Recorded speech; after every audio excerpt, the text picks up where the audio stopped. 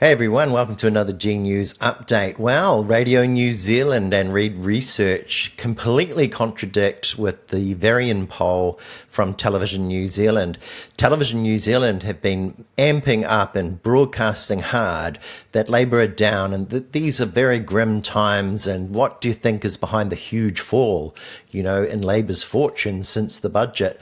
While at the same time, Radio New Zealand's Reid Research is saying Labour are surging up to 33.7%. And the gap between these two polls, both of which are regarded to be credible polls by the Research Association in New Zealand, is over 3.1%, which is the margin for error for both the polls. Both the polls overlapped. About 99% of the time in the polling periods were the same days, round about the 21st of May, 23rd of May, through to the 27th, 28th. So that polling period overlapped. So this tells us something's not quite right with one of the data samples, and anecdotally, people were feeding back that they were being hung up upon by the Television New Zealand Varian poller when they told the people on the phone that they supported the left bloc and that they didn't think much of National. So there's also the fact that that sample is made up of people who have agreed to be part of market research, and I think possibly that does bias the sample somewhat towards people who have online spending habits and are prepared to speak out, and possibly that favours the right bloc a little bit more than it might do those that are less willing to step forward and tend not to vote, etc. So the inherent differences between these two polls is kind of interesting for us all today.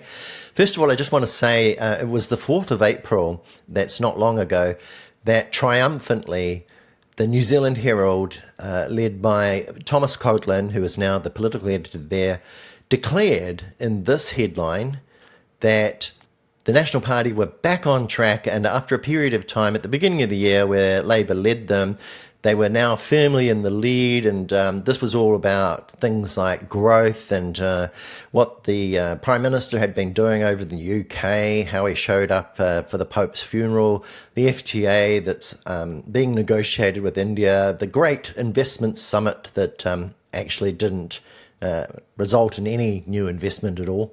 But there was a huge fuss in the media, and Thomas was keen to promote the way that the National Party were back on track. Well, welcome to today, Thomas.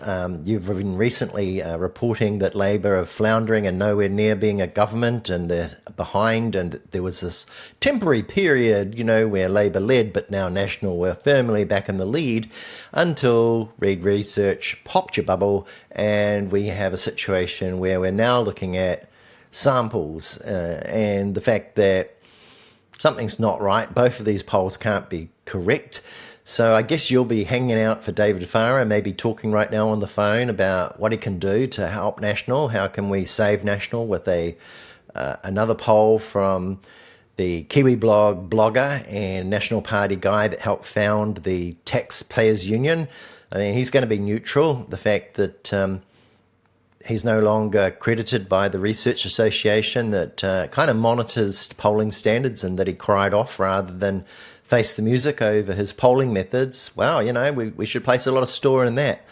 Funnily enough, with Thomas, when it came to the 2023 election, he wasn't keen on posting polls from Roy Morgan because, they weren't accredited by the Research Association. But when the National Party pollster David Farrar fell out and cried off, and the Courier polls were no longer accredited by the Research Association of New Zealand, wow, Thomas made a big exception, and this was kind of a matter of integrity, really, I think. Suddenly Courier polls still got big headlines in the Herald, but no, you couldn't have Roy Morgan because they weren't accredited, but you could have Courier polls. You could have them. They really, were a big exception, and I think we look at those exceptions and go, how do we trust media when it's, not really keeping, to the standards that it sets? When we look at NZME in general, we've got this kind of corrosive thing going on. We've got Stephen Joyce is now the chairman. I mean, how neutral is that?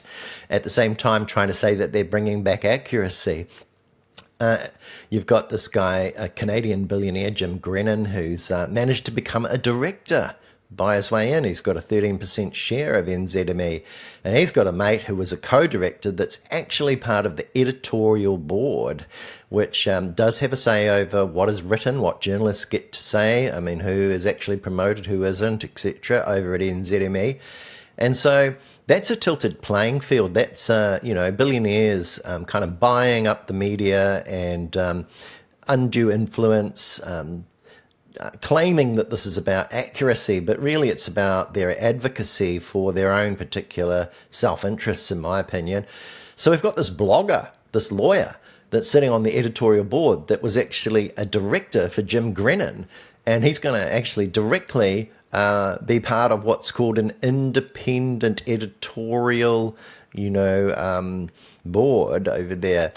Don Brash, meanwhile, is just making a complete burk of himself by complaining that his ads, for Hobson's Pledge were like brutally thrown under the bus by the previous people in the board. But Barbara Chapman pointed out to him that, sorry, Don, you're just completely ignorant and you have no idea what you're talking about because the editorial board doesn't make decisions about advertising. So once again, Don Brash, moron, wrong. Basically, people that follow you in Hobson's Pledge are following the blind off a cliff. Well, so let's have a look more closely at the polling results. We've actually got this graph here from Radio New Zealand's Reid Research, which places Labour firmly in the lead at the moment, which is stunning given the fact that at the election, Labour were on something like 27%, but are now on 33.7%, a big whopping increase in the last 18 months under Chris Hipkins' leadership. And we've got National falling from something like 38% all the way down to 31%. I mean, what a crash, what a huge decline. And it gets worse, and it's not just the party vote here, as ACT stumbled to 6.6%.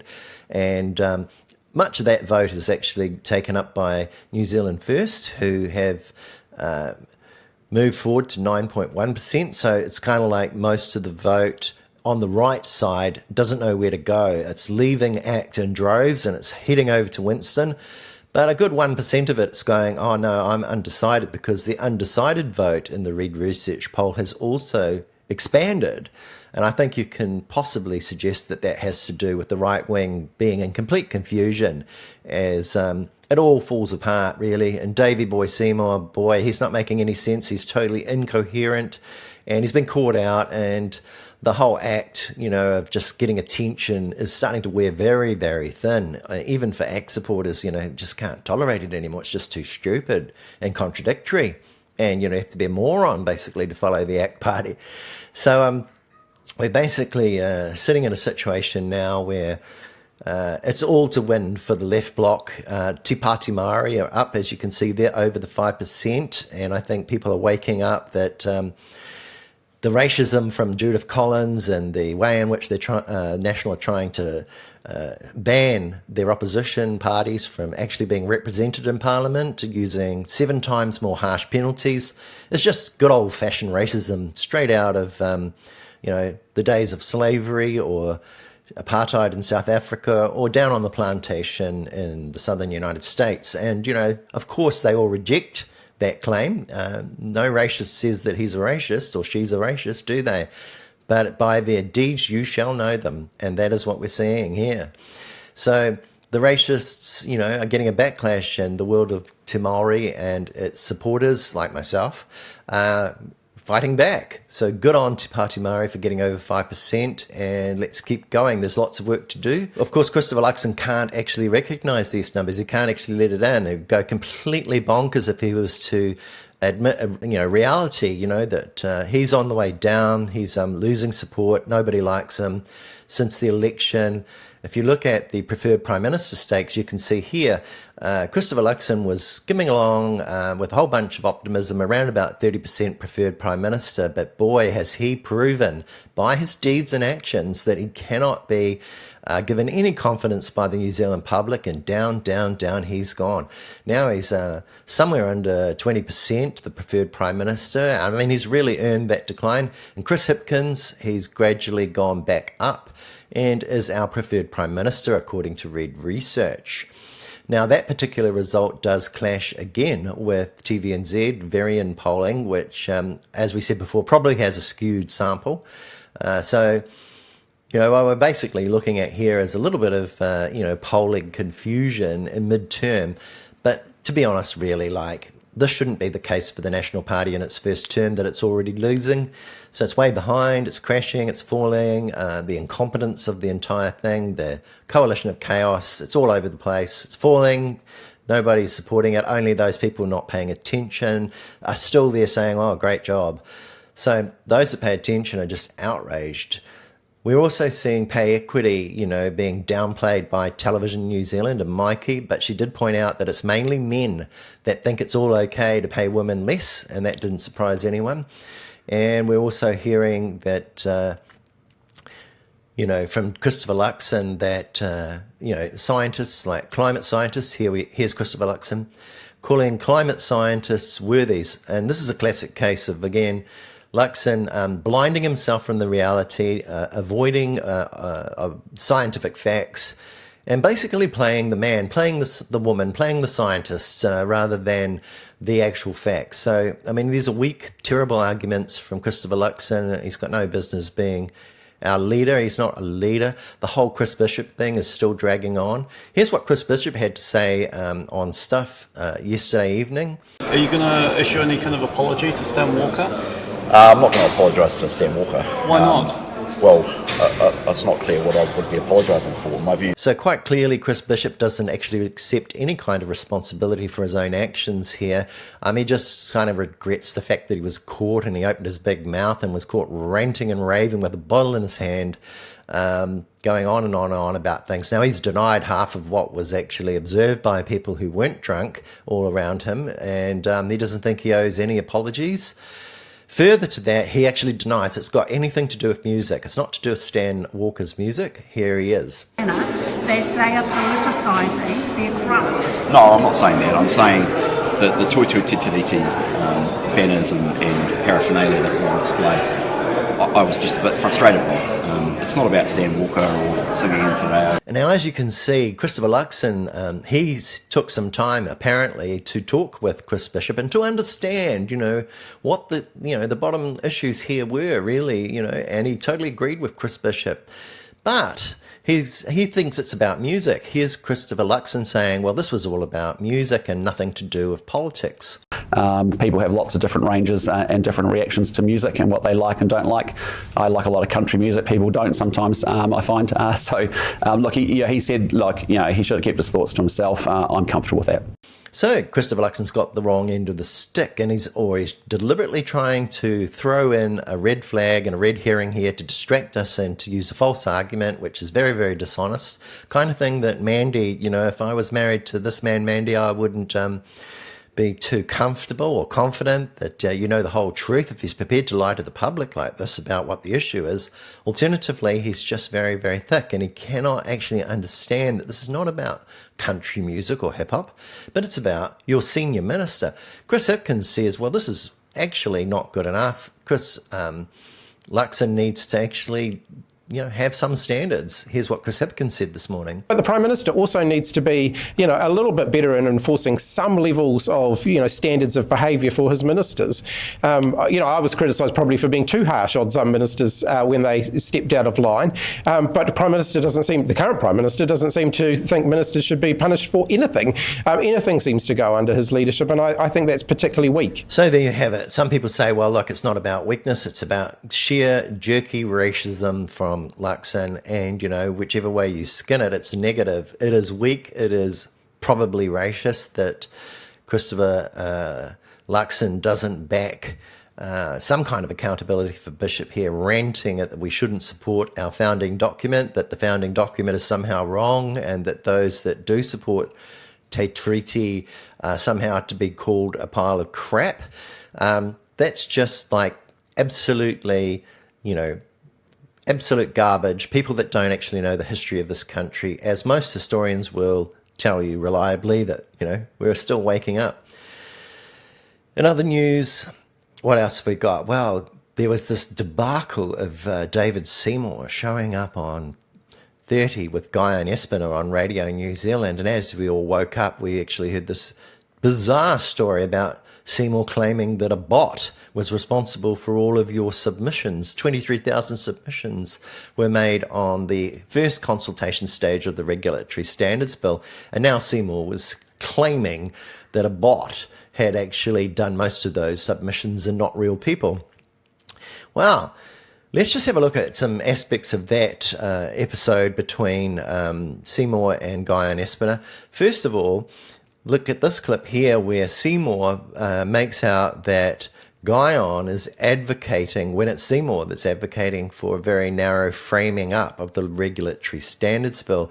The Regulatory Standards Bill is not needed, it's a waste of time, and Guyon is trying to point out to Seymour that even his own regulatory agency has all this evidence around it from all over the world that says we're a good place to do business and our regulations are pretty good. Take another couple, because the Ministry for Regulation had a look at a couple of these in its regulatory impact assessment.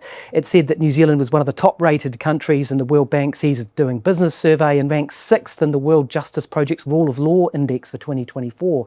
So again, in any measure you can shake a stick at, what is that? we do very, very well. So why are you wasting time with this? Well, first of all, I'm not wasting time.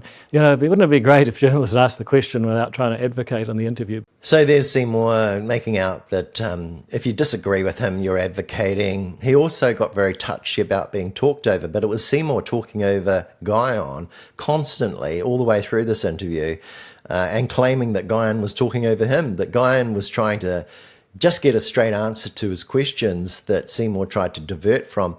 Seymour likes to say, hey, look, the question that I would like to ask rather than answer the question that he's being asked. Here's another example. But my question is how easy it is to use and develop your property. How easy is it, for example, for New Zealand farmers and horticulturalists to get consent for new materials that are good for inhibiting pests, for pesticides, sure. Okay, for there are veterinary medicine. couple of examples. Just a second. You wanted to talk over me. So Seymour himself has actually broken all of the things that he's saying that we should observe when it comes to good lawmaking. He's been retrospective, he's lacked consultation, and he goes into a kind of a diversion where he says, look, what I want to ask is about private property. It says in the bill that this should be, the regulation and lawmaking should be clear, accessible. It shouldn't affect rights and liberties or impose obligations retrospectively. Another one is good lawmaking, which includes consulting with the people affected. If we look at something like the pay equity changes, the $13 billion in savings there, you breached both of those, didn't you? I mean, you rammed it through under urgency, it was retrospective, and there was no consultation. So wouldn't this have completely breached that? So let me ask you this question. Can you answer my one first? Yeah. Where in that law did we in any way restrict people's use and exchange of private property? But that's a diversion because he can't answer the question, and he's caught out nicely by Guyon, who raises the fact that Seymour says do as I say but not as I do. He's actually a big hypocrite, and he raises the pay equity as an example, raised under urgency, retrospective and without consultation, a big theft of pay equity contingency money put aside for women who had 33 active claims. Some had been in progress for 4 years or more, and suddenly just stole it. Completely indefensible action that Seymour himself said saved the budget billions. Here's Seymour.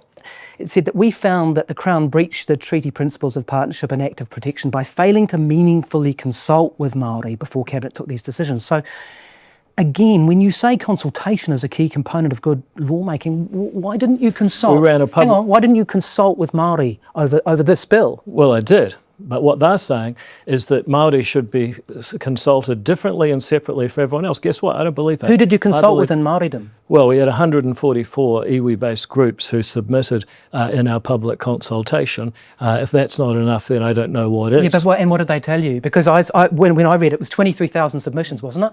How many supported it?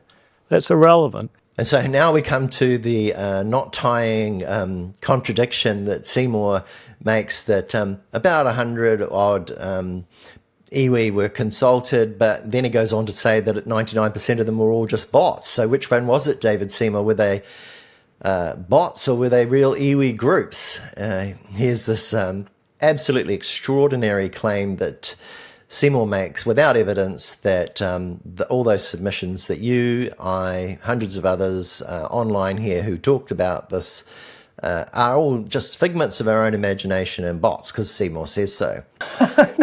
Is it? Yeah, it is. And I'll tell you why. Well, let's have the answer first. And the answer is 76. 0.33%. But here's the problem here. 0.33%. Here's the problem. You're doing this show, and I hope you get some views on this one, because you want to try and raise the standards of debate in New Zealand. Now, you're smart enough to know that those 23,000 submissions, 99.5% of them were because somebody figured out how to make a bot make fake submissions that inflated the numbers. Seymour, he's full of crap. He's just bullshitting on all the time, and you can see it. I can see it.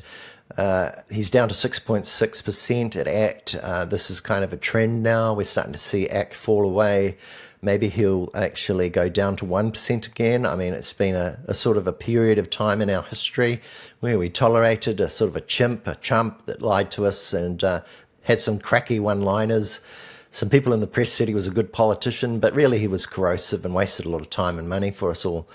So that's all I wanted to say today, and it's good to see Labour back in the lead. Thomas Coughlan still waiting on a Courier poll to try and justify his past positions that don't make any sense. Mikey talking about margins of error as if it was a strong trend, and the usual bullshit from just about everybody. But go the left block and go Te Pāti Māori. At the end of the week, we'll be looking into that debate about the outrageous White Privileges Committee decision to ban Te Pāti Māori members for 21 days. Hope you have a great day. Be back at you all again soon.